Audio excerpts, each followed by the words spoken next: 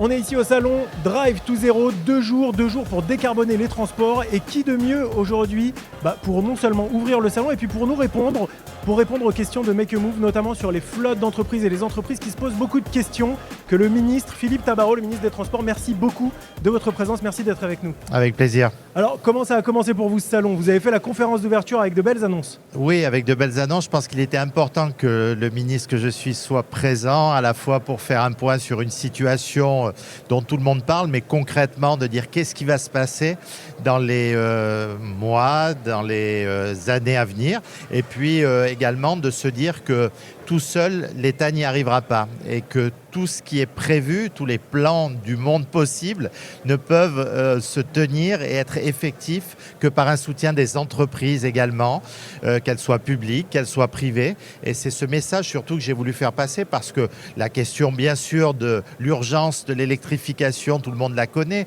Ici, on a des précurseurs, des personnes qui n'ont pas attendu ces derniers mois pour déjà travailler sur ces sujets de décarbonation. Mais on a, comme tout le monde le sait, particulièrement en ce moment une situation de tension internationale qui fait que même nos concitoyens se rendent compte de l'opportunité que nous avons en France d'avoir une énergie qui est décarbonée, qui est compétitive, qu'on arrive à produire, qu'on arrive même à exporter et qui est indispensable. Alors justement, il y a seulement une semaine à l'Elysée, ont été reçues plusieurs centaines d'entreprises pour le mouvement Électrifions la France, l'équipe de France d'électrification. Et donc la question c'est, tout cela, est-ce que ce n'est qu'une réaction à ce qui se passe en ce moment au Moyen-Orient, ou bien, de manière plus large, ça fait un petit moment que ça commence à émerger et c'est enfin là le moment où il faut passer à cette échelle beaucoup plus industrielle et beaucoup plus massive? Vous l'expliquez parfaitement dans la question que vous venez de poser. C'est une situation qui existait déjà, la question de la transition énergétique, la question de la place de l'électricité dans notre mix énergétique était une évidence. Mais je dirais le coup d'accélérateur, c'est maintenant. On se rend compte aujourd'hui, comme l'a très bien dit le Premier ministre, avec une laisse vis-à-vis d'autres pays qui ne sont pas forcément nos amis également au niveau international, au niveau géopolitique, et vers qui on va quémander des énergies, des hydrocarbures.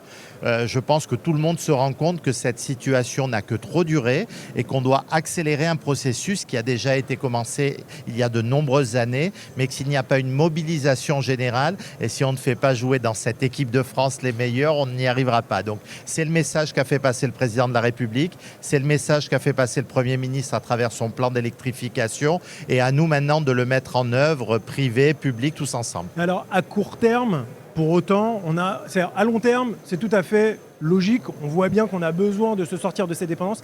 Est-ce qu'à court terme, on est prêt? Est-ce que là, avec ce plan Électrifions la France, on va voir concrètement dans le quotidien des entreprises et des transporteurs du changement ces prochains mois?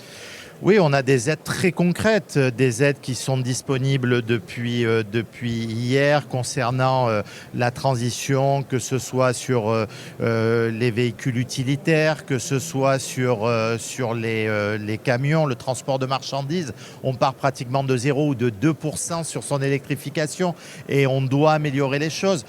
Aujourd'hui, on sait le coût important au niveau de l'achat du matériel et de savoir que à la fois par de la production supplémentaire, j'en veux pour preuve l'annonce de Scania hier à Choose France qui annonce des investissements considérables en France sur les poids lourds et le passage de poids lourds thermiques à poids lourds électriques peuvent initier ce process. Et puis également, je pense que ce qui est le plus important, c'est la possibilité de rassurer les personnes. Pourquoi les personnes ne vont pas systématiquement à l'électrique? Il y a cette question et ce stress des bornes de recharge, que ce soit pour le transport de marchandises, mais aussi pour le particulier, de se dire que ça ne doit plus être un problème. Au contraire, c'est une chance de pouvoir faire 100 km pour quelques euros, alors qu'aujourd'hui, avec des hydrocarbures et du thermique, on sait que rapidement les sommes montent si on arrive aussi à se procurer dans ces moments de tension de l'énergie. Philippe Tabarot, merci beaucoup. Ma dernière question. Oui. Sur le réseau électrique, justement, on va électrifier les poids lourds, on va électrifier massivement les véhicules utilitaires, etc. On encourage. Pour autant, une question que les responsables de flotte et les transporteurs se posent souvent, est-ce que le réseau va vraiment tenir? Est-ce que je vais être en capacité de charger?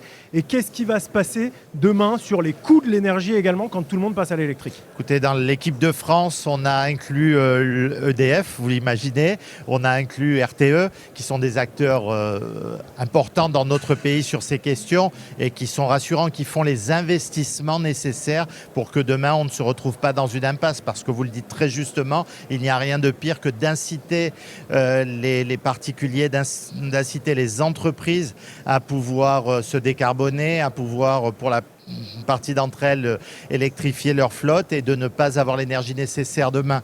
Donc notre pays s'y prépare, notre pays a investi depuis des années, va continuer à le faire pour prévoir et pour préparer l'avenir. Vous savez, dans la conférence initiale, il y avait un petit groupe de jeunes que j'ai omis de saluer, mais j'ai été les voir à la fin et je leur ai dit que c'était eux qui allaient mettre en place ces plans d'électrification, c'est eux qui allaient opérer cette transition et qu'ils fassent leurs études sur ces sujets aujourd'hui, qu'ils soient des acteurs pour demain. C'est de se dire que ça va se faire sur plusieurs générations, mais si on ne l'initie pas aujourd'hui et si on ne met pas les moyens dans les infrastructures et dans la production de cette énergie décarbonée aujourd'hui, on n'y arrivera pas. Mais on est optimiste, c'est le message que j'ai voulu faire passer aujourd'hui. Alors tout le monde se mobilise et on va agrandir cette équipe de France qui ne sera pas seulement de 11 joueurs comme au foot, mais de dizaines et de centaines de personnes qui vont œuvrer pour la mobilité dans notre pays et pour une mobilité décarbonée et peu chère. Merci Monsieur le Ministre, on l'a compris, une équipe de champions du coup,